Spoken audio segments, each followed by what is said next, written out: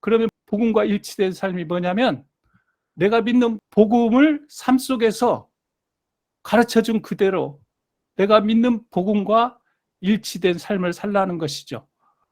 바울 자신처럼 자신의 전 존재로 온전히 그리스도만을 높이는 삶을 살며 교회 안에서 한 마음 한 뜻으로 복음의 신앙을 위해서 협력하며 더 나아가 복음이 주는 특권을 누릴 뿐만 아니라 복음을 위하여 고난을 받는 것도 두려워하거나 부끄러워하지 않아야 된다는 것이죠.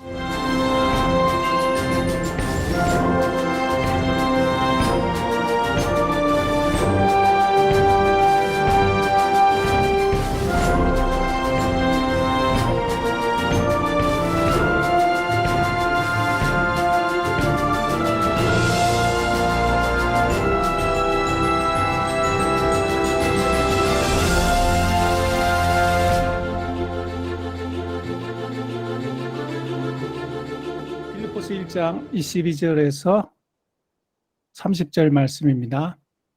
먼저 전체 본문을 한 문장으로 요약하기 위해서 두 개의 구문으로 나눠봤는데 22절에서 26절하고 27절에서 28절 두 개의 구문으로 나눠봤습니다. 22절에서 26절은 바울의 갈등과 선택 기준이죠. 22절에 보면 그러나 만일 육신으로 사는 이것이 내일의 열매일진데 무엇을 택해야 할지 나는 알지 못한다. 그리고 선택의 기준은 내가 육신으로 있는 것이 너희를 위하여 더 유익하리라. 그리고 27절에서 28절은 복음의 권면, 복음의 권면이 아니고 바울의 권면이죠. 27절에 보니까 오직 너희는 그리스도의 복음에 합당하게 생활하라. 어떻게 보면 이것은 두 구문이지만 하나로 연결되어 있는 것 같아요. 복음에 합당한 방식으로 바울이 생활하라고 빌립보 성도들에게 권면함과 동시에 자신의 어떠한 삶에서의 절대적인 선택 기준이 무엇인지를 제시하고 모범을 이미 보이면서 이러한 어떤 삶의 기준들을 가지고 살아가는 것이 복음에 합당한 방식으로 생활하는 것이라는 어떤 모범적인 제시라고 볼 수가 있습니다. 자, 그러면은 동사의 변증을 22절에서 26절 말씀의 동사의 변증을 이렇게 살펴보면 두 개의 동사가 있죠. 알지 못한다, 안다. 이 두 동사의 명제는 나는이죠. 바울은 알지 못한다. 무엇을 알지 못하냐면 무엇을 선택할지를 알지 못한다라고 얘기하고 있는 것이죠. 세상에 떠나는 것과 육신에 머물러 있는 것, 세상을 떠나는 것과 육신에 머물러 있는 것. 세상을 떠나는 것은 그리스도와 함께 있는 것이므로 유익한 일이라는 거죠. 그리고 육신에 머물러 있는 것은 너희를 위한 것이므로 유익하다라는 것이죠. 그리고 바울은 안다라고 했습니다. 아까 내가 육신에 머물러 있는 것, 너희와 함께 되는 것을 선택했는데 왜 그러냐면 너희 빌립보 성도들의 믿음의 진보와 기쁨을 위해서고 또 한 가지는 나로 인해서 너희 자랑이 풍성해지도록. 어디서 그렇게 되기를 원하냐면 예수 그리스도 안에서 그렇게 빌립보 성도들의 믿음의 진보와 기쁨을 위해서 빌립보 성도들의 자랑이 풍성해지도록 그런 선택을 했다라는 것이죠. 그래서 한 문장 요약을 해보면 복음 때문에 로마 감옥에 투옥되어 석방으로 이어질지 죽음으로 이어질지 모르는 상황에서 사도 바울은 세상을 떠나는 것과 육신에 머물러 있는 것 사이에서 갈등하지만 사는 것이 빌립보 성도들의 믿음의 진보와 기쁨을 위해서 더 유익하다는 사실을 알고 자신이 석방되어 그들과 계속 함께 있기를 소망하며 또한 그렇게 될 것이라고 확신한다. 27절에서 37절 말씀을 동사의 변증을 통해서 이렇게 구문 패턴화를 해보면은 바울은 아까 그러한 둘 사이에서 그러한 갈등 속에서 빌립보 성도들과 함께 있는 것을 선택한 것에 대해서 설명하면서 이어서 복음에 합당한 방식으로 생활하라고 이렇게 권면을 합니다. 이렇게 이제 구문 분석, 구문 패턴화를 이렇게 해보면서 중요하게 발견되는 건 뭐냐면, 이렇게 27절, 30절 이 전체 구절들이 복음에 합당한 방식으로라는 이렇게 그 어구에 이렇게 집중되어 있음을 보게 됩니다. 이 구문 패턴화의 유익이 이런 것 같아요. 문자로 이렇게 글로써 뚜렷하게 보이지 않는 것들이 이렇게 구문 패턴을 해보면 무엇을 강조하고 있는지 이렇게 보여지는 것 같아요. 자, 복음에 합당한 방식으로라는 이 말은 무슨 뜻이냐면, 여기 보면 악시오스라는 단어거든요. 여러 가지 의미가 있는데, 가치 있는, 적절한, 걸맞는, 일치하는 뜻인데, 제가 봤을 때는 본문과 가장 적합한 의미는 일치하는이라고 봤습니다. 그러니까 복음에 합당한 방식으로는 복음과 일치된 방식으로라고 이렇게 의미할 수가 있는 거죠. 복음에 일치된 방식으로 생활하라, 이렇게 바울이 얘기하고 있는데, 뭔가 구체적으로 어떻게 생활하는 게 복음에 일치하는 방식인가, 이렇게 다음으로 설명하고 있는 것 같아요. 복음에 합당한 방식으로 사는 그 삶의 양식은 한마음 한뜻으로 복음의 신앙을 위해서 협력하라는 것이죠. 굳게 서라는 것은 또한 함께 굳게 서서 함께 복음의 신앙을 위해서 싸우라는 의미도 될 수도 있죠. 그리고 대적자들로 인해서 두려워하지 않는 것이죠.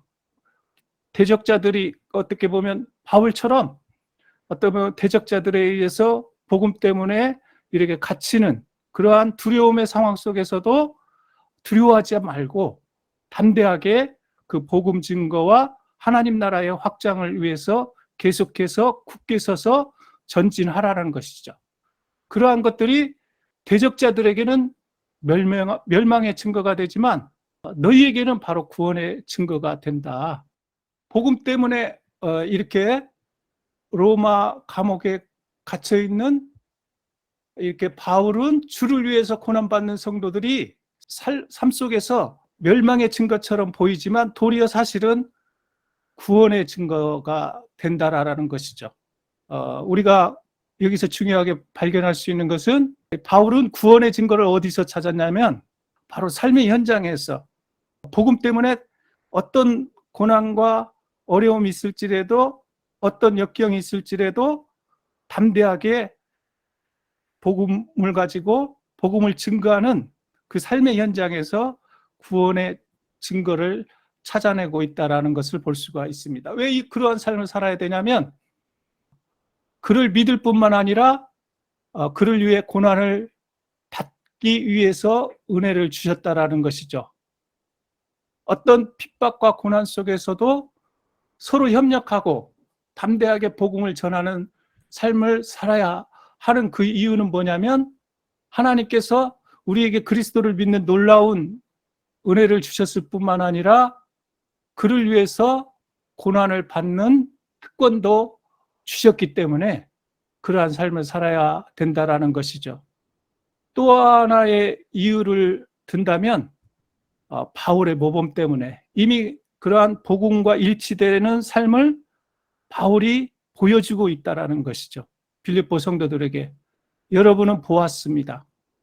내가 그렇게 하는 것을 여러분은 들었습니다. 여러분도 똑같은 싸움을 싸우고 있으니까 그러한 삶을 두려움 없이 계속해서 부끄러움 없이 담대하게 계속 이어가라는 것이죠. 이 말씀을 통해서 우리가 알 수 있는 것은 오늘날 우리가 또 한국교회가 복음의 위기를 직면하고 있지만 이 위기는 바로 복음과 일치된 삶이 무엇인지 제대로 이렇게 이해하지 못하는 데서 오는 것 같아요. 사도 바울은 복음의 위기를 겪고 있는 빌립보 성도들에게 자신의 모범처럼 바울 자신과 같이 복음과 일치된 방식으로 생활해야 된다고 아주 강력하게 지금 말씀하고 있는 것이죠. 그러면 복음에 합당한 삶, 복음과 일치된 삶이 뭐냐면 내가 믿는 복음을 삶 속에서 가르쳐준 그대로 내가 믿는 복음과 일치된 삶을 살라는 것이죠. 바울 자신처럼 자신의 전 존재로 온전히 그리스도만을 높이는 삶을 살며 교회 안에서 한마음 한뜻으로 협력하며 복음의 신앙을 위해서 협력하며 더 나아가 복음이 주는 특권을 누릴 뿐만 아니라 복음을 위하여 고난을 받는 것도 두려워하거나 부끄러워하지 않아야 된다는 것이죠. 그래서 이제 마지막으로 한 문장을 요약해 보면